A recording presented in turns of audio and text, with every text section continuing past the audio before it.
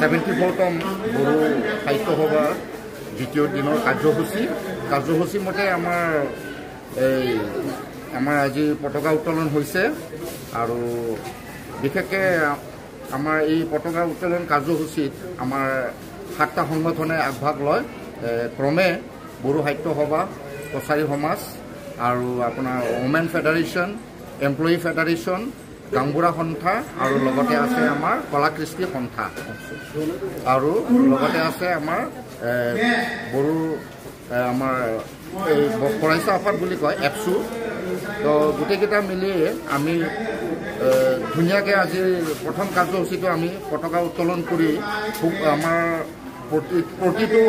বড়ো অগ্ৰণী সংগঠনৰ সভাপতিসকলে চমুকে নিজ নিজ সংগঠনৰ চমু বিৱৰণ ৰাখে আৰু দ্বিতীয় কাৰ্যসূচী মতে আমাৰ প্ৰয়াত শিল্পী জুবিন গাৰ্গ দাদাক আমি সকলো দল সংগঠনে মিলি আমাৰ হাওৰাঘাট ইনডোৰ ষ্টেডিয়ামত আমাৰ এই দুদিনীয়া ধৰি চলা আমাৰ যি বড়ো অগ্ৰণী সংগঠন তথা বড়ো সাহিত্য সভাৰ এই 74তম প্ৰতিষ্ঠা দিৱসত আমি দাদাক আমি আমাৰ ডেলিগেট সেশন আৰম্ভ কৰাৰ প্ৰাক মুহূৰ্ততেই আমি আমাৰ শ্ৰদ্ধাৰ মৰমৰ দাদা প্ৰয়াত শিল্পী জুবিন গাৰ্গ দেৱক আমি শ্ৰদ্ধাঞ্জলি জ্ঞাপন কৰোঁ তাৰ পাছতে আমাৰ তৃতীয় কাৰ্যসূচী মতে আজি আমাৰ বিশেষ অতিথি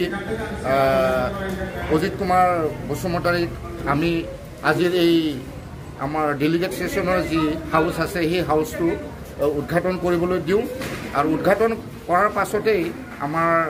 আজিৰ কাৰ্যসূচী ক্ৰমে আমাৰ হাওৰাঘাট ইনডোৰ ষ্টেডিয়ামতেই আমাৰ বিভিন্ন দল সংগঠনৰ বছৰেকীয়া যিখিনি আমাৰ দল সংগঠনবোৰে প্ৰতিবেদন ৰাইজক দিব লাগে সেই মৰ্মে প্ৰতিটো সংগঠনে নিজৰ নিজৰ সমস্যা অভাৱ অভিযোগ ৰাখি ৰাইজৰ লগত মত বিনিময় কৰে আৰু আমাৰ শেষত আৰু কাৰ্যসূচী কেইটামান আছে কাৰ্যসূচী হিচাপে যোৱাকালিৰ সংগতি ৰাখি আমাৰ খেলা ধূলাও যিহেতু এই আমাৰ হাওৰাঘাট যি শাখা বড়ো সাহিত্য সভাৰ জন্ম দিৱসত আমি যিহেতু আমি কবিতা আবৃত্তি লগতে ছবি আঁকা কাবাডী খেলা আৰু লগতে আপোনাৰ ভলীবল খেলাও সেইবোৰো আয়োজন কৰিছিলোঁ যোৱাকালি আৰু আজি আমি ছবি আঁকা আৰু লগতে কবিতা আবৃত্তিত যিসকল আমাৰ ছাত্ৰ ছাত্ৰীসকলে আগভাগ লৈছিলে তেখেতসকলক আমি আজি তেখেতসকলক আমি পুৰস্কৃত কৰিম যিসকলে ধুনীয়াকৈ নিজৰ কলা বা কৌশল দেখাইছিলে তেখেতসকলক আমি ফাৰ্ষ্ট ছেকেণ্ড থাৰ্ড হিচাপে আমি তেখেতসকলক পাৰ্টিকুলাৰ ৱাইজত তেখেতসকলক আমি পুৰস্কৃত কৰিম এইখন সভাতে আৰু বিয়লি 4 বজাৰ লগে লগে আজি আমাৰ কাবাডী খেলৰ ওমেন্সৰ ফাইনেল আছে আৰু আমাৰ পুৰুষৰ শাখাত ভলীবলৰ ফাইনেল আছে আৰু ঠিক এই কাৰ্যসূচী শেষ হোৱাৰ পাছতেই সন্ধিয়া ঠিক 6 বজাৰ লগে লগে আমাৰ সাংস্কৃতিক সন্ধিয়া অনুষ্ঠান আমি প্ৰগ্ৰামত ৰাখিছোঁ बर' थुनलाइ आफादनि 74थि जोनोम सान आरो बे जोनोम सानखौ बर'फ्रा जेरावखि थायाथों मानो बे जोनोम सानखौ गाजा गोमजायैनो फालियो आरो बे हिसाबै कार्बि आंलं बर' थुनलाइ आफादनि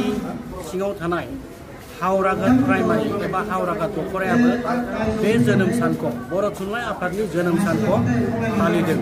गाजा गोमजायैनो फालिदों दिनै फुंनि 8 रिंगानिफ्राय जागायदों 8 रिंगायाव जोंहा 8 बाजियाव फिल्डफोरा गेलेनाय जादों बेनि उनाव जोंहा माबा जुबिन गार्गनि बिथांनि माने फट'खौ लानानै बिनिबो मोनसे आर'ज गाबनाय जादों आरो बेजों लोगोसे जोंनि उननि हाबाफारिया डेलिगेट सेसन जागोन आरो बे जोनोम सानखौ लोब्बा लानानै साननैनि हाबाफारि लादों मैया जोङो जोंनि बे हावराघाट स्टेडियामाव गेलेनाय हाबाफारिफोरा थांजोबबाय आरो खन्थाइ आवरायनाय बेफोरबो लानाय जादों बेफोरखौबो आरो मैयानो जोबदों बेफोर बेनिफ्राय दिनै माने डेलिगेट सेसना जागायगासिनो दङ बेनो সংবাদ মাধ্যমৰ যোগেদি আজি হাওৰাঘাট অন্তৰ্গত দৈমা দৈছা শাখা বড়ো সাহিত্য বা উদ্যোগত দীঘলীয়াতী গাঁৱত ৭০ সংখ্যক বড়ো সাহিত্যৰ জন্মবাৰ্ষিক অনুষ্ঠানটি উলহ-মালহেৰে উদযাপন কৰা হৈছে আৰু আজি এই সভাত কাৰ্বি আংলং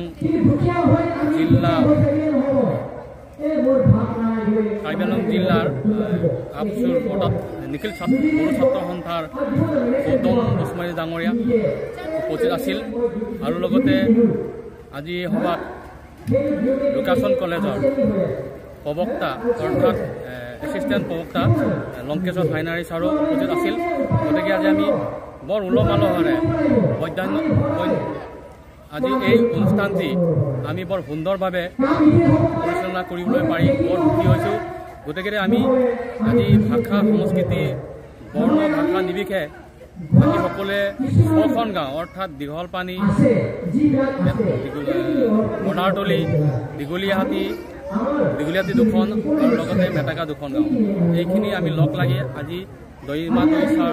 এই শাখা বড়ো সাহিত্য বা উদ্যোগত আমি ৭০ সংখ্যক অনুষ্ঠানটি পাতি বৰ আনন্দিত হৈছোঁ। গতিকে সদৌ শেষত সকলো বড়ো ৰাইজক অৰ্থাৎ অসমৰ লগতে বিভিন্ন জিলাত আমি আজি এই বড়ো সাহিত্য বা অনুষ্ঠিত কৰা দেখিবলৈ পাইছোঁ। গতিকে বৰ আমি আনন্দিত। গতিকে সদৌ শেষত মই সংবাদ মাধ্যমক নমস্কাৰ জনাই সামৰণি মাৰিলোঁ।